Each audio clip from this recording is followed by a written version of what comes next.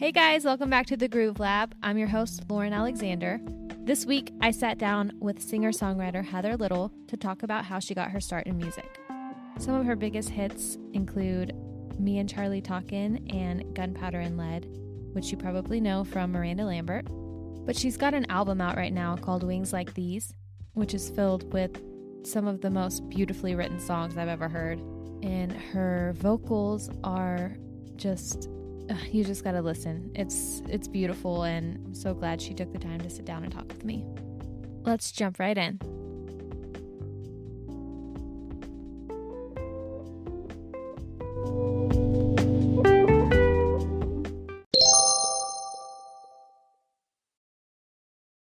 It's working. This is neat. So thank you so much for doing this. Yeah, thank you for having me. Of course. I'm a little bit nervous to do your interview just because I'm such a huge fan. Dude, I'm a huge fan. Can I tell you, I have to tell you, a few years ago, I went over to Rosewood and he was like, I hadn't met you, didn't know you at all. I knew your name. And then Drew Hall, that is over there, he was like, I have to play you something. And it was Hit and Run. And I was like, dude, really? Saxophone and all? Oh, so That's so funny. yeah, I've been a fan of yours ever since. Well, thank you. That's actually how I same thing happened to me. Like I had heard your name before, but Drew played me like I think it was a demo of like Gunpowder and Lead. And I knew the song from Miranda singing it, and I was like, "Oh my god, this is insane. This is so good." So anyway, I've been a fan ever since then. Well, thanks. Good old Drew Hall, man. I know, connecting people. Yeah. Okay, so let's just start off with, how did you get started? Have you always been a songwriter? I have always made up songs, like always.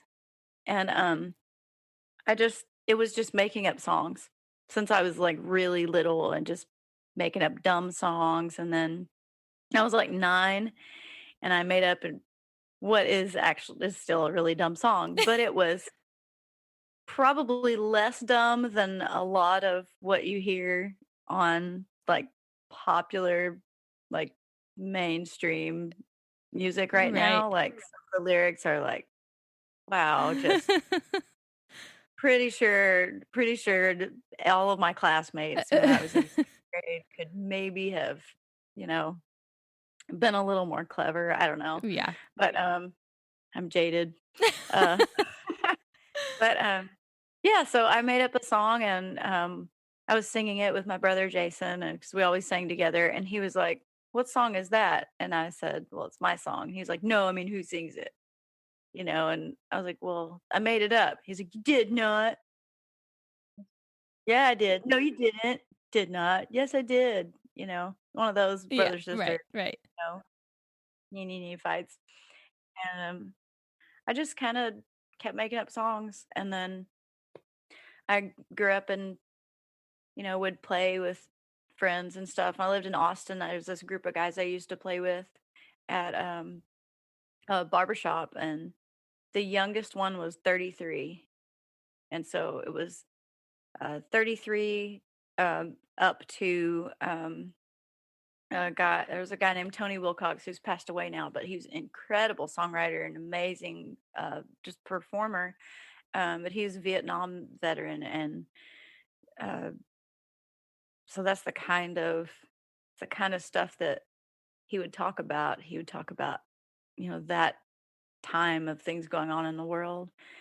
And I just kind of would sit there and be quiet and be like, gosh, I need to just shut up and listen to these people and try to learn some stuff. And just there's really, really awesome players. A guy named Steve Threadgill was in there playing around, and just, neat stuff. And it made me think, gosh, I would love to be able to do this. But I was only 17, so I was just kind of like, no, what do I know? And then I grew up, got married, had kids, and then my mom made me enter a songwriting contest, and that's when I met Miranda. And her mom actually was like, you know, people do this for a living.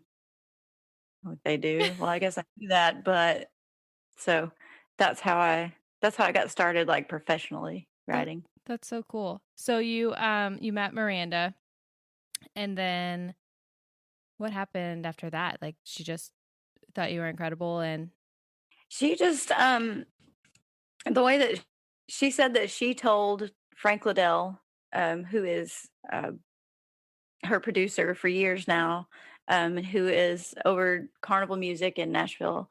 She said that she told him that he was going to sign me as a writer, and I always thought that was funny because Frank is real, like, he has a really open mind. So after getting to know him, and for a little bit, I could see him being like, okay.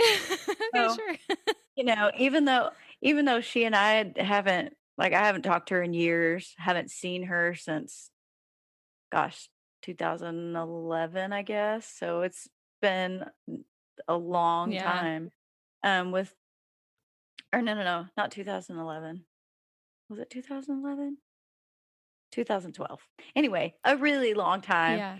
Um, and we're not like buddies. We don't like go hang out or anything like that. The only thing we ever really did together was write music, and we've written a few songs, and that's really it. But you know, to I have to give her and her family credit for my actual entry into professional music, because that wouldn't Yeah. have happened otherwise, I don't think. That whole scene has just always seemed so confusing and out of reach. How do you even get into the professional songwriting community? It seems like most people have a story kind of like yours. It's not something that you can really plan for, just have to be in the right place at the right time. Yeah, I mean, I feel bad in a way because there's not anything that I did or worked at, or like I didn't like go and pound the streets for 10 years like these incredible writers do. There are writers in Nashville that, you know, they spent their life savings, they spent every penny they have just trying to make it, trying to, eat every day and pay the rent. And then maybe 15 years in, they finally get their first cut, and then I roll up in Nashville like a little jackass, and, like I do. I feel like a total jackass, when I think about it really did fall in my lap. I did not do anything to like really, really try and go out and make that stuff happen. It was just absolute chance that Wow.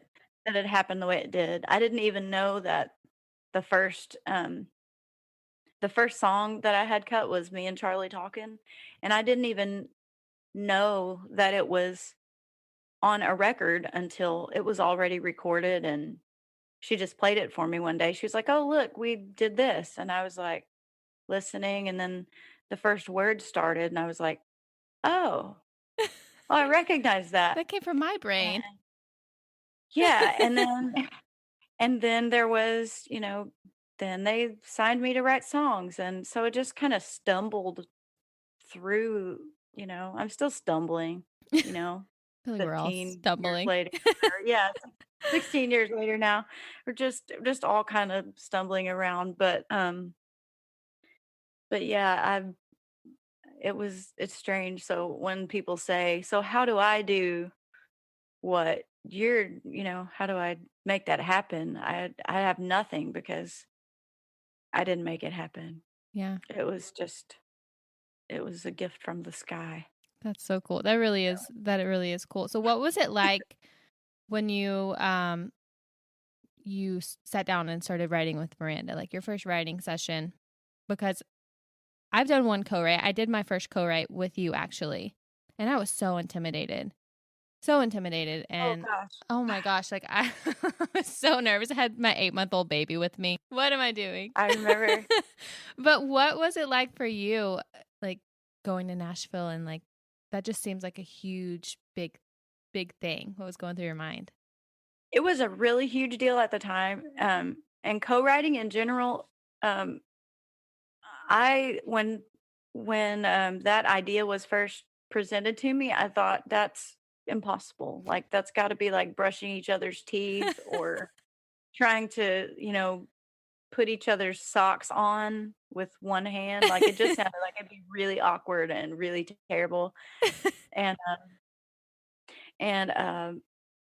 I went to Miranda's house and tried it with her, and it just kind of worked. It felt like pretending back and forth, like when you're little kids and you start pretending, like, oh, pretend like you're a dog and I'm a kitty, and this is what we're doing. And so it felt like that to an extent. And then when I finally went to Nashville and started co-writing with other people, it it just it was like, "Oh, I get it." And it just kinda clicked, and Yeah.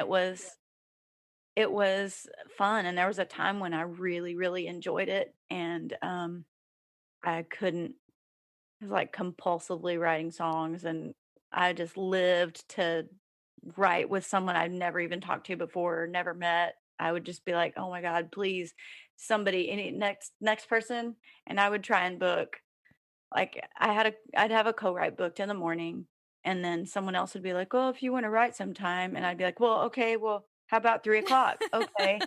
And then it got to the point where it'd be like, "Well, 3 o'clock, okay, so, well, I have 2 co-writes today, do you how about 7 o'clock?"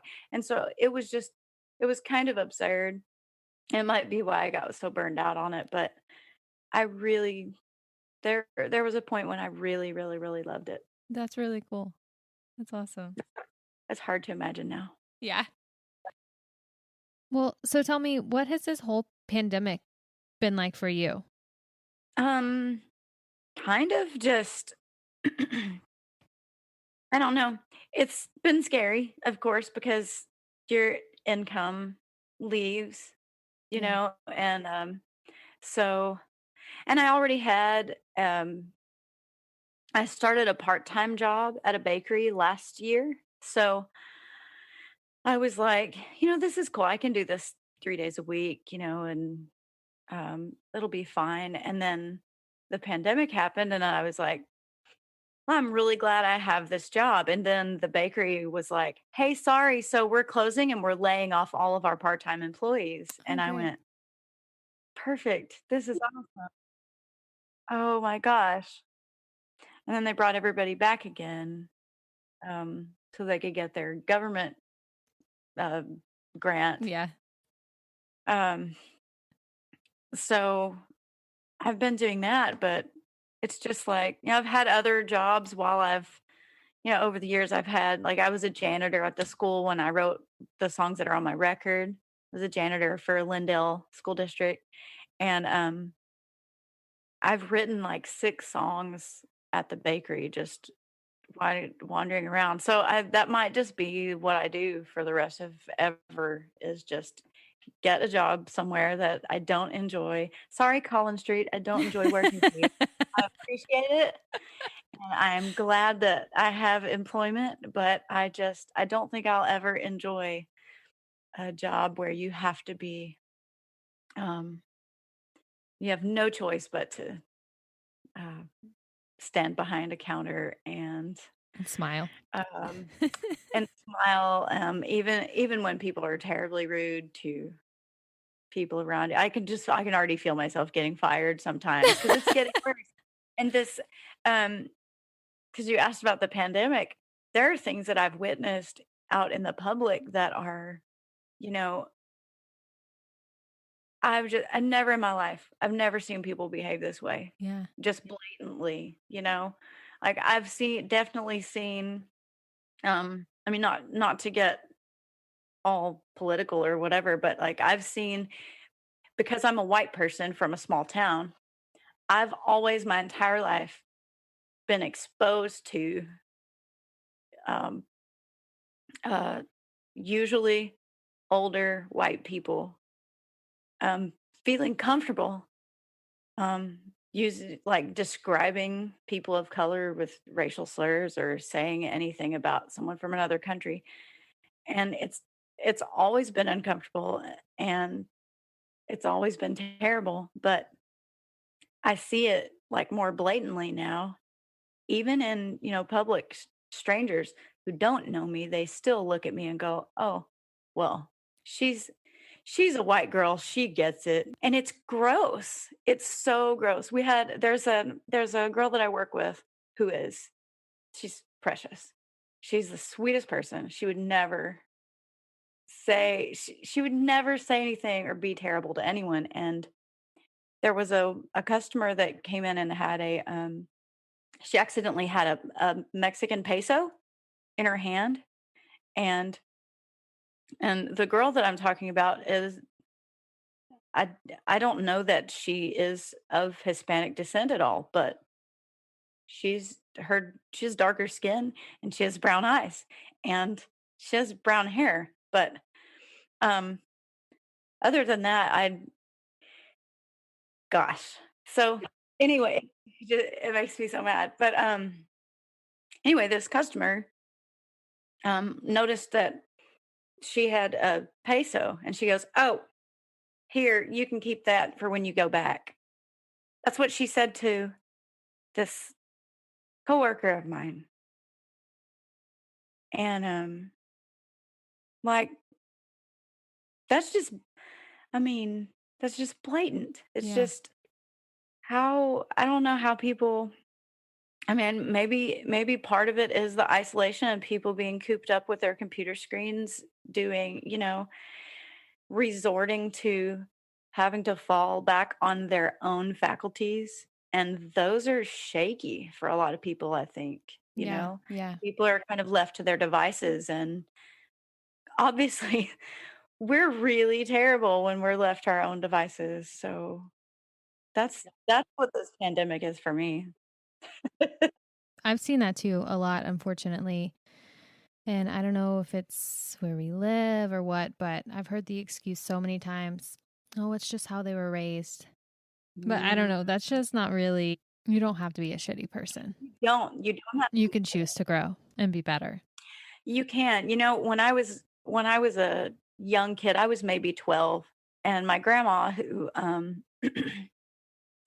my grandma she's my favorite thing. She's 90 now.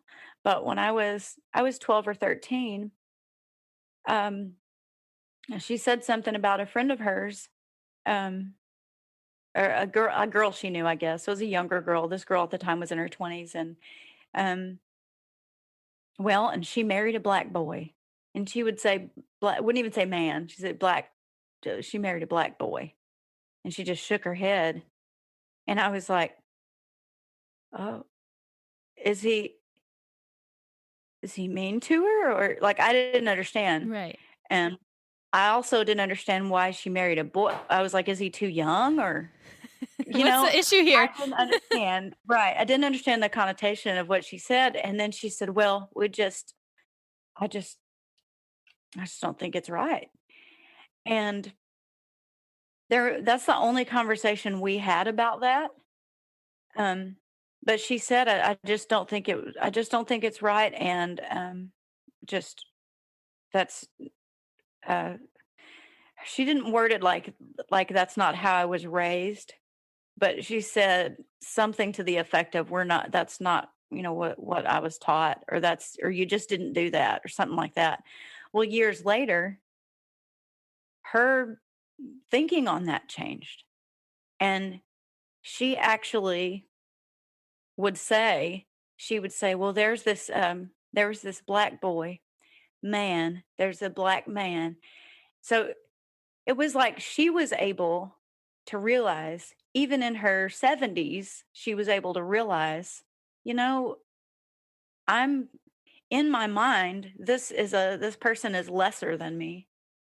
And my words indicate that, and my words matter because my words say how I value this other human. And I mean, I think if my grandma can rise above her raising, then anyone can. If an 80-something-year-old woman can say, and it's the same thing with like accepting gay people. My brother is gay, and when he first came out, my grandma she kind of lost her mind and she didn't know what to do and she panicked and it was really awful and terrible. And then my brother, the man who ended up being my brother's partner for 20 years, she adores, Yeah. absolutely adores. And so if my grandma can um, evolve, you know, I think anybody can. Yeah, that's amazing. It's so weird to think that any of this is even an issue, and it really is heartbreaking. So I'm not really sure how to transition from that back to our Yeah, interview. I didn't want to I didn't anticipate going there, but it just No, I mean, I think it can be kind of uncomfortable to talk about, but I think it does need to be talked about, and I'm glad we did talk about it because there are a lot of things happening that are not okay. Um, but I heard a story about when you were a janitor for the school in Lindale, and you heard someone's ringtone. oh, yeah. I had worked at the high school for maybe, I don't know. It was maybe a week. And I was in the bathroom cleaning the toilets in the bathroom and it was during class, so there's no students in there or anything. But a teacher comes into the bathroom and her phone rings and her ringtone is Gunpowder and Lead. And so if you think that getting a song on the charts um is, you're going to be set for life, ya ain't. Did that feel like a sign from the universe or God? Like, hey, you're good. Look at this. You might be scrubbing toilets, but It I see almost you. it almost was like it was almost like, well, we're all I mean, because I'm already like sweeping the hall and there's like there's Miranda pictures all over the high school, because there's like Oh, stuff. yeah. Yeah, there's there's Miranda stuff everywhere. There's a billboard outside the bakery where I work. Like I literally park my car under the billboard with her picture on it every Oh, day. my So it's like there's just little constant reminders of like, hey, there is no golden ticket. If there is, you don't have it. The person that parks their car next to your car doesn't have it, and then the guy that's coming in, talking to just being hateful and terrible, he doesn't have it because then maybe, I don't know, maybe he wouldn't be so hateful and terrible. And then that just, it's little reminders that the golden ticket isn't necessarily made out of gold. It's made out of yeah. your 9-month-old kid in the little playpen when you're writing a song and you're kind of freaked out and all weirded because this is weird. Why are we like we're writing a song together? I don't do that. I think that's the stuff that golden ticket is. I think it's your kids and the stuff Yeah. that matters a lot. I agree. I talked on the first episode I did with a guy named Justin Cash. I don't know. Have you met him? Justin Cash played on my record. Yeah. Okay, is he not He is like the fan- most incredible? It's like a therapy session anytime you talk to him. Yeah. Yeah. I met him because Greg Hunt brought him into play on my record, and I could see when I met him that he and Greg were a lot alike in that when they talk to you, like everything, all the business stuff is secondary. Like all the music stuff is secondary. Yeah. Very, very So family only, oriented. yeah, and very much like, how are you? How are your kids? Are you doing okay? Do you need Yeah. anything? Can I help with anything? Yeah. You know, And it's not a I love it. surface thing. No, They really not mean at it. all. Yeah. Not at all. No, Justin he's wonderful. Yeah. He really is. He was talking about how maybe success doesn't come from what we're all like, the lie that we're all fed, or the story that we're all fed of like big stages and being on the road every night. Like maybe this is what it's made of, is as your family. And I totally agree with that. Yeah. Although, I mean, making a bunch of money and getting to do that does sound really nice, It but would sure help, wouldn't it? it would really help. So, do you have any advice for songwriters? Maybe how to write. You're so good at melodies. I Aw, don't thank you so understand much. how your brain works with that. But you're so good at that. Do you have any advice for anyone that might be listening? Well, thank you so much, first of Oh. all. That was really sweet. Um, I don't know. If you feel stuck, just try to go, like, find the place you would go and then find the opposite of that. 'Cause I have to do that if I feel myself going to the same place a lot.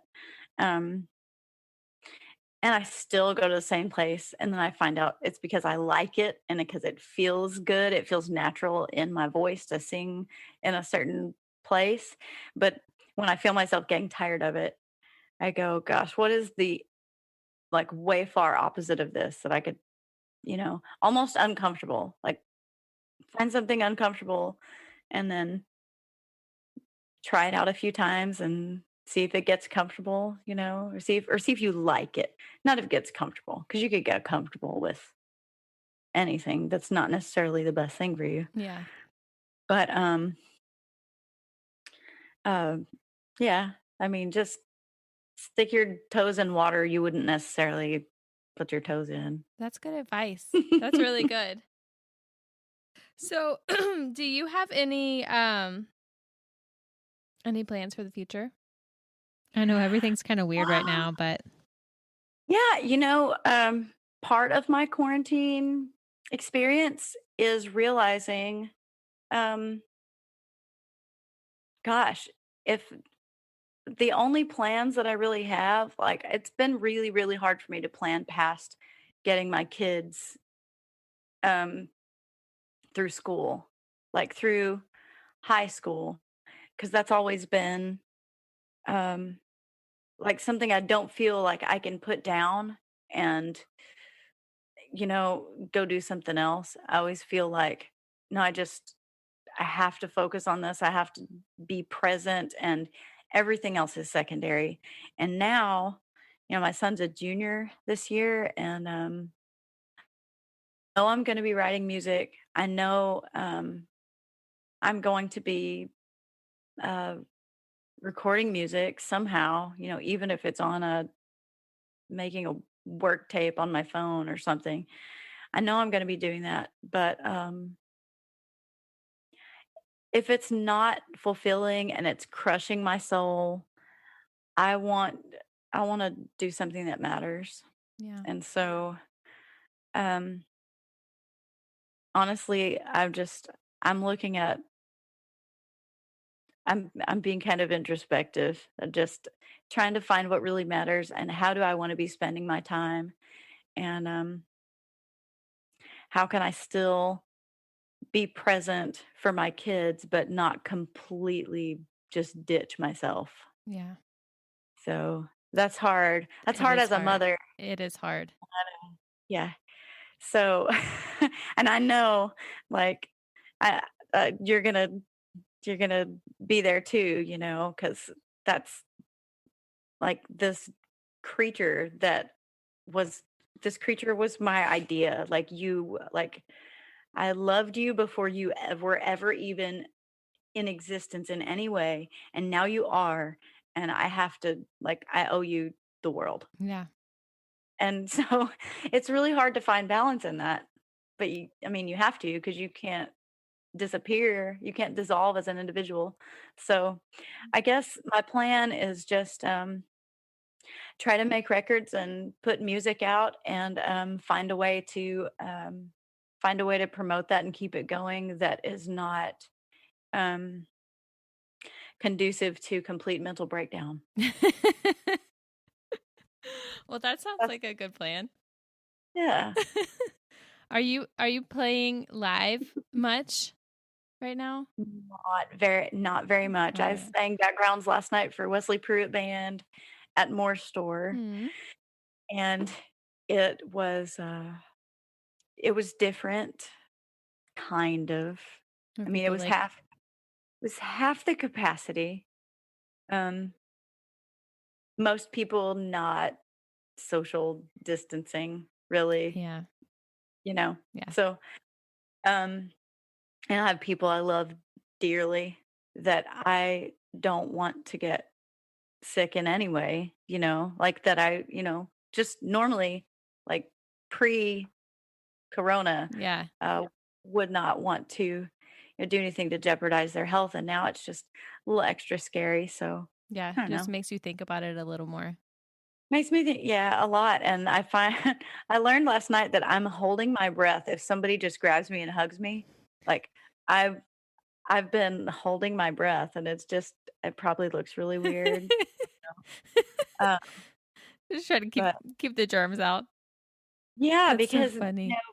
everyone just there's some people that just don't care at all. But then there are people who I know that they've had health struggles and they are trying to be really careful. And there were a few people there last night who um, made it a point to keep their distance, and they're like, I'm sorry, I'm just really, really trying to be careful. And I appreciate that and understand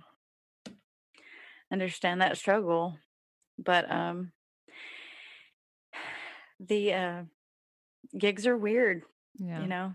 Gigs are weird, and um it's a strange balance between going, "Yay, I have a gig," and, "Oh, no. Yeah. I feel that so hard. These people are gonna come here to this gig, and some of them are gonna not care, and some of them are going to be careful, and some of them are going to think they're being careful, but actually be really bad at being careful." Yeah. And so it's yeah, It's weird times.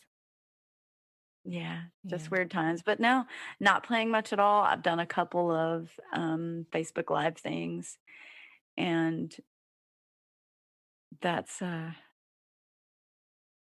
it. Does that feel weird for you to do the Facebook Live?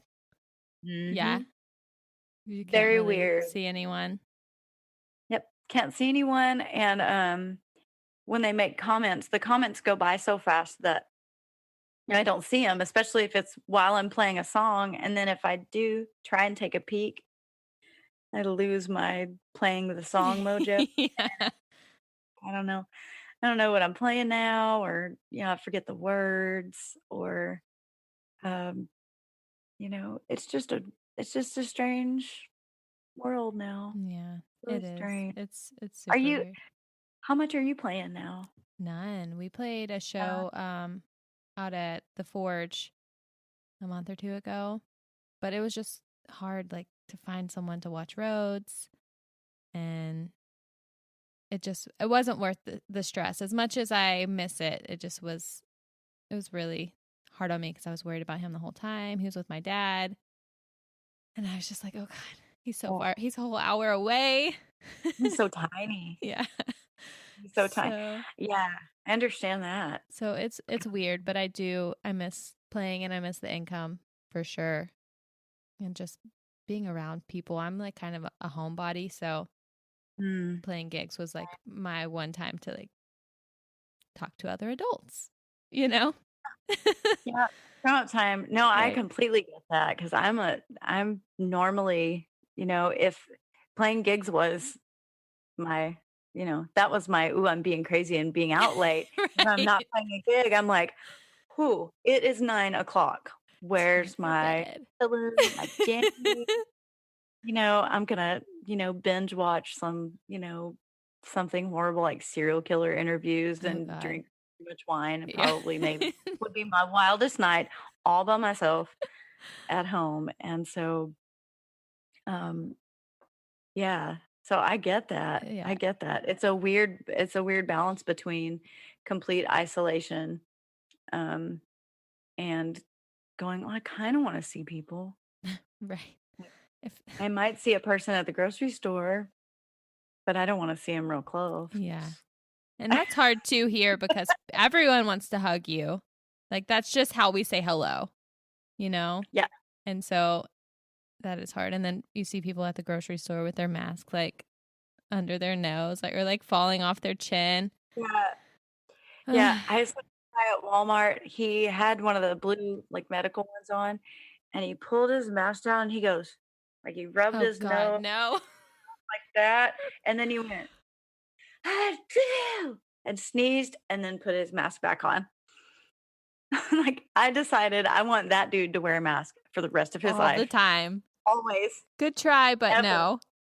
Yeah, I would like that particular person to have mittens and a face shield that actually cut like an astronaut helmet Oh yeah. so that he just can't, so that his little mittens will hit the glass of his helmet and be like, "Oh, I forgot.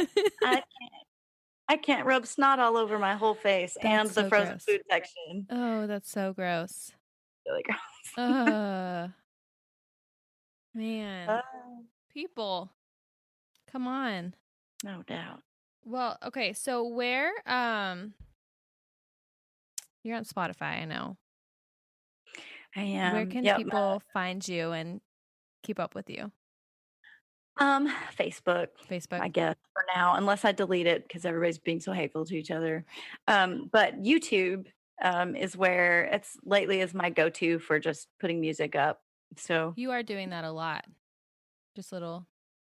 yeah, I realized the other day it'd been a while since I'd put something up. So I wrote a song at the bakery, and then I was like, I'm just gonna make a quick recording and not try to play well or anything. I'm not a guitar player at all. And so there's like sometimes where I watched the video back and I was like, whatever, I'm not gonna try to record this 11 times. I'm just gonna put it up there. So That's there's so cool. I listened to that. It sounded amazing.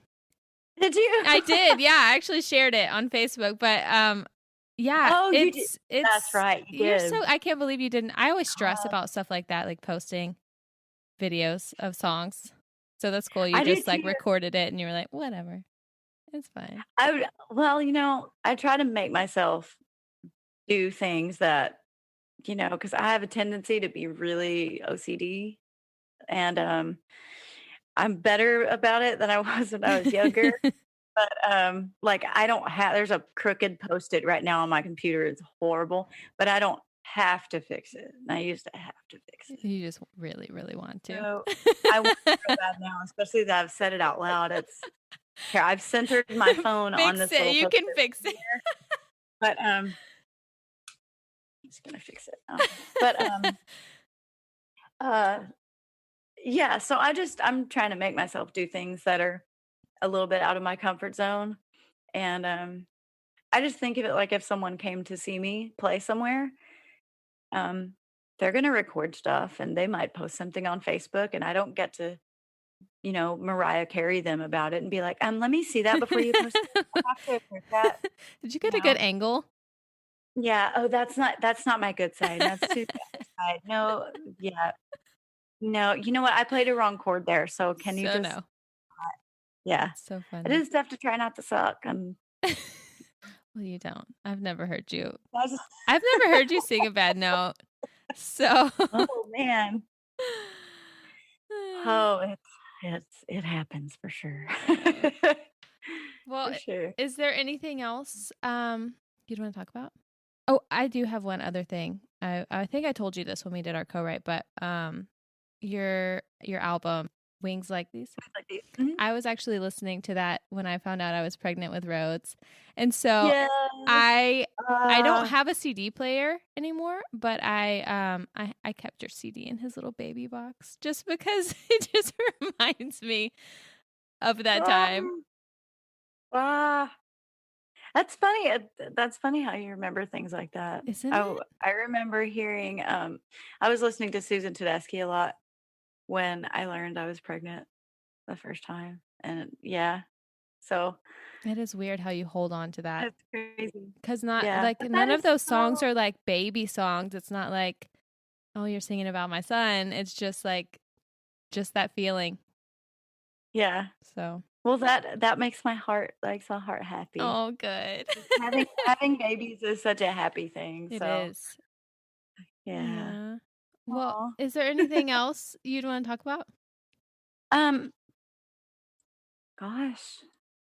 No, because then I would just start interviewing you, and that would be awkward. Maybe Turn the that would tables. be awkward. Like, so where are you So going about next? you. Cool. Well, thank you so much. It Yeah, was so good talking to you. it was good talking to you. And now I know how to do the Zoom thing. I think I know. Yay. It's kind of fun, right? it's Yeah. fun. Awesome. Well, thank you again. Thank you. Have a great rest of the day. You too. Bye. Bye.